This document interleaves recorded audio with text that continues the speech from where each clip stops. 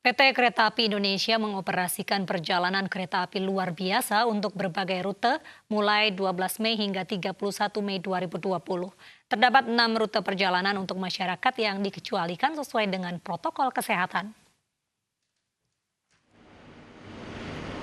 Pengoperasian KLB ini menyesuaikan dengan terbitnya Surat Edaran Gugus Tugas Percepatan Penanganan COVID-19 tentang kriteria pembatasan perjalanan orang dalam rangka percepatan penanganan COVID-19. Masyarakat yang diperbolehkan menggunakan KLB adalah pekerja pelayanan penanganan COVID-19 dan yang dikecualikan. Tiket dijual mulai hari ini di loket stasiun keberangkatan, di mana pemesanan dan pembelian tiket dilakukan mulai H-7 keberangkatan dan tidak dapat diwakilkan.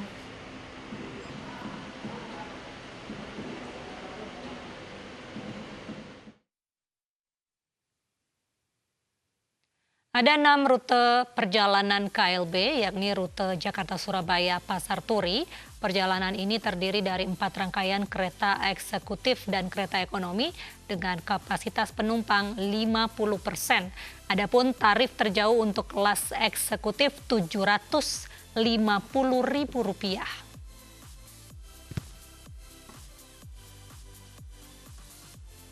Begitu juga untuk jalur selatan Jakarta-Surabaya lintas selatan. PT KAI hanya memperbolehkan 50% dari kapasitas penumpang yang ada.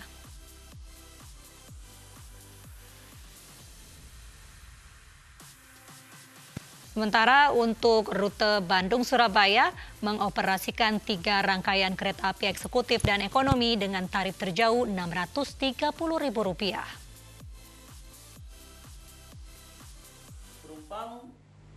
Datang ke stasiun untuk melakukan reservasi atau pembelian tiket dan diharuskan menunjukkan dokumen-dokumen sesuai dengan yang dipersyaratkan oleh Surat Edaran Gugus Tugas. Di antaranya dokumen yang menunjukkan negatif atau bebas dari COVID-19, adanya juga surat tugas dari instansi terkait dan dokumen-dokumen penunjang lainnya yang akan diverifikasi oleh satuan tim gabungan yang ada di stasiun tersebut.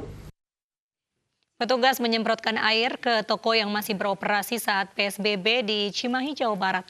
Sejumlah toko pun disegel karena tidak mengindahkan teguran petugas.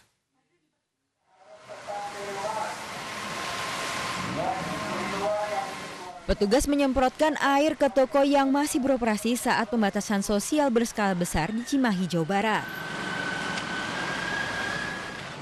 Sejumlah toko pun disegel karena tetap membuka tokonya padahal sudah diperingatkan. Seorang pemilik toko keberatan tokonya ditutup karena tidak bisa membayar gaji karyawan. Kalau keberatan sih udah pasti jelas ya, karena kita kan harus bayar karyawan. Ya nggak mungkin kan karyawan saya keluarin semuanya. Sedangkan mereka itu kan butuh. Sejumlah lapak pedagang juga dibongkar petugas, mulai dari lapak pakaian hingga penjual unggas. Hanya toko bahan pokok dan apotek yang diizinkan beroperasi. Ya, itu tindakan tegas, karena bagaimanapun juga kami sudah sosialisasi dari mulai beberapa hari yang lalu. Ternyata diindahkan, kami semprot. Beberapa yang melanggar lebih daripada itu, kami lakukan segel. Ya, tentu. Ini akan ditingkatkan lagi. Tingkatkan bahwa yang nanti melawan petugas sesuai dengan maklumat Kapolri, kami bisa ajukan upaya hukumnya. Upaya hukumnya itu adalah kita akan ajukan ancamannya 1 tahun. Toko yang boleh beroperasi selama PSBB yang menyediakan kebutuhan makanan dan kesehatan. Selain itu, toko harus ditutup hingga PSBB berakhir pada 19 Mei mendatang. Dari Cimahi, Jawa Barat, Yuwono, iNews melaporkan. Tembok Batako yang memblokade jalan penghubung Desa Sambi Gede dan Desa Senggreng, Malang, Jawa Timur dibongkar warga dan aparat keamanan. Tembok dibangun karena warga salah paham penerapan jaga jarak.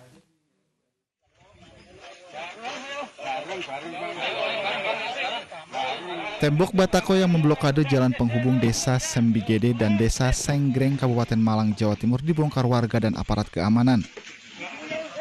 Sebelumnya tembok dibangun karena warga dari kedua desa salah paham penerapan physical distancing.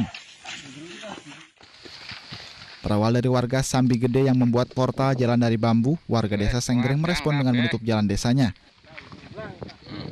Salah paham kedua desa baru selesai setelah tim musyawarah pimpinan Kecamatan Sumber Pucung datang ke lokasi dan menggelar mediasi serta sosialisasi penerapan physical distancing yang benar kepada warga.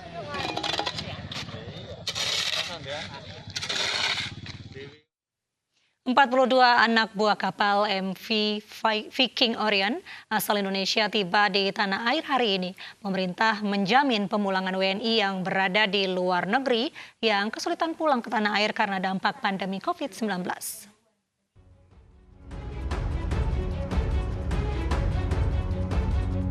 42 warga Indonesia yang bekerja sebagai anak buah kapal MV Viking Orion asal Singapura tiba di Jakarta International Container Terminal pagi tadi. 42 ABK terdiri dari 1 perempuan dan 41 laki-laki. Seluruh ABK menjalani pemeriksaan tes swab COVID-19. Barang-barang yang dibawa ABK pun diperiksa dan disemprotkan disinfektan. Sembari menunggu hasil tes, para ABK akan menginap di salah satu hotel di Jakarta. Dan prosesnya tetap sesuai proses standar COVID ya, jadi sesuai protokol COVID. Dan sampai dengan hari ini kita masih melaksanakan dengan sistem swab ya, swab. Jadi dengan nanti 3 hari atau 4 hari ke depan hasilnya akan bisa kita lihat bersama. Tidak hanya pekerja migran, pemerintah juga akan memulangkan WNI yang berada di berbagai daerah seperti pelajar atau mahasiswa serta pekerja yang terdampak COVID-19. Pemulangan melalui jalur udara lewat Bandara Soekarno-Hatta Tangerang, Banten dan Bandara Ngurah Rai Bali, serta jalur laut melalui Pelabuhan Tanjung Priuk, Jakarta dan Pelabuhan Benoa, Bali. Salah satu hal paling menonjol selama pandemi adalah kepulangan warga negara Indonesia ke tanah air dalam jumlah yang cukup besar. Kepulangan dalam jumlah besar ini terjadi antara lain disebabkan banyak warga negara Indonesia yang kehilangan pekerjaan atau untuk sementara kehilangan pekerjaan karena pandemi. Telah habis masa kontrak kerja dan tidak diperpanjang lagi, pelajar dan mahasiswa yang telah menyelesaikan studinya, dan WNI yang telah habis masa tinggalnya dan tidak diperpanjang lagi. Hampir 90.000 WNI yang berada di berbagai negara akan dipulangkan ke Indonesia. Para WNI yang dipulangkan karena terdampak COVID-19. Pemerintah pun berusaha memulangkan WNI sesuai ketentuan dan prosedur dari negara masing-masing. Tim Liputan iNews melaporkan.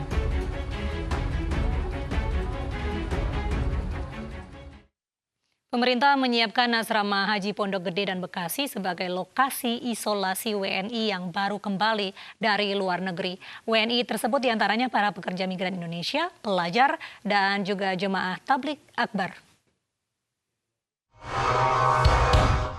Ketua Gugus Tugas COVID-19 Doni Monardo menyebut para pekerja migran Indonesia, pelajar, dan jemaah tabligh akbar yang akan pulang ke tanah air akan diisolasi sementara. Pemerintah menyiapkan asrama haji Pondok Gede dan Bekasi sebagai lokasi isolasi WNI yang baru kembali dari luar negeri. Bapak Presiden tadi telah menyetujui untuk menggunakan asrama haji, sehingga seluruh ABK, seluruh pelajar, dan juga jamaah tabligh yang kembali ke tanah air bisa ditampung pada satu kawasan sehingga memudahkan pengawasan dan kontrolnya. Nantinya WNI yang dinyatakan 2 kali negatif setelah pemeriksaan PCR akan dipulangkan ke daerah masing-masing. Sementara WNI yang positif usai dites akan dirawat di Rumah Sakit Darurat Wisma Atlet Kemayoran. Tim Liputan iNews melaporkan. Pemirsa, jumlah pasien positif corona di Indonesia mencapai total 14.265 orang. 2.881 diantaranya sembuh, sementara 991 orang meninggal. Yang kita dapatkan, saat ini kita mencatat 14.265 orang. Hasil negatif 102.093 orang. Dari jumlah tersebut, kalau kemudian secara keseluruhan di dalam konteks untuk penanganan COVID-19 ini, kita telah melakukan pemantauan lebih dari 249.105 orang. Sebagian besar sudah selesai kita pantau. Kemudian pasien dalam pengawasan sebanyak 31.994. Konfirmasi positif COVID-19 hari ini kita dapatkan 233 orang, sehingga totalnya menjadi 14.265 orang. Kasus sembuh meningkat 183 orang, sehingga total menjadi 2.881 orang. Kasus meninggal meningkat 18 orang, sehingga total menjadi 991 orang. Pemirsa, mari kita dukung para pejuang kemanusiaan dengan peduli melawan penyebaran virus corona. Bantuan bisa disalurkan melalui rekening yang tertera di layar televisi Anda. Ibu sedang susah, merintih dan berdoa.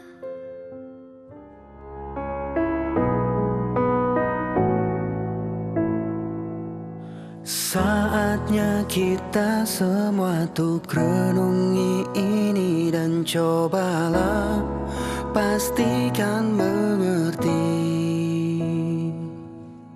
Lihat kembali ke dalam diri sendiri kesalahan yang kita lakukan. Kita manusia mungkin hanya bisa menyesal karena semua telah terjadi.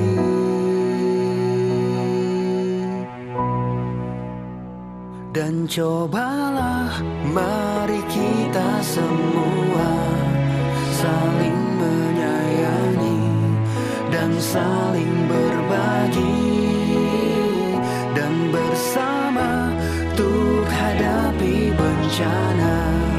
Kelak sambut pagi dan cerah mentari.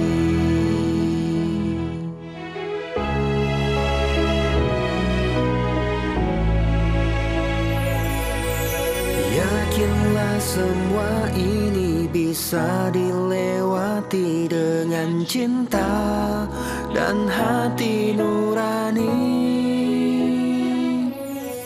Kita manusia mungkin hanya bisa menyesal karena semua telah terjadi. Dan cobalah mari kita semua saling menyayangi dan saling berbagi, dan bersama untuk hadapi bencana.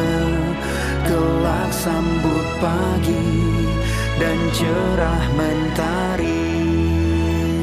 Dan cobalah mari kita semua saling menyayangi dan saling berbagi, dan bersama untuk hadapi bencana. Kelak sambut pagi dan cerah mentari.